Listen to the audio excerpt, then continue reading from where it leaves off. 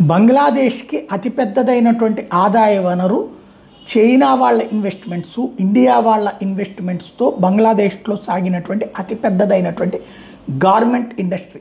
ప్రపంచవ్యాప్తంగా ప్రత్తిని కొనుగోలు చేసి దానిని శుద్ధి చేసి ఆ పైన బంగ్లాదేశ్కి తరలిస్తే బంగ్లాదేశ్లో ఉన్నటువంటి బట్టల తయారీ పరిశ్రమలో చీప్ లేబర్ దొరకడంతో అక్కడ పెద్ద ఎత్తున ఉత్పత్తి జరుగుతూ వచ్చింది. అదాని లాంటి వాళ్ళ కారణంగా కరెంటు ప్రాబ్లం కూడా లేకుండా వచ్చింది. అయితే యూనస్ ప్రభుత్వం వచ్చాక వరుసగా దెబ్బలు తింటున్నటువంటి సిచ్యుయేషన్. అందులో అధిక యజమానులు హసీనా వాళ్ళ పార్టీ వాళ్ళంటూ తొక్కేసే ప్రయత్నం చేసుకొచ్చారు. దాని పర్యవసానం అనేక సంస్థలు మూతపడ్డాయి. ఒకప్పుడు 610 ఫ్యాక్టరీలు పనిచేసేవి 2005 నాటికి చిట్ట గ్యాంగులు.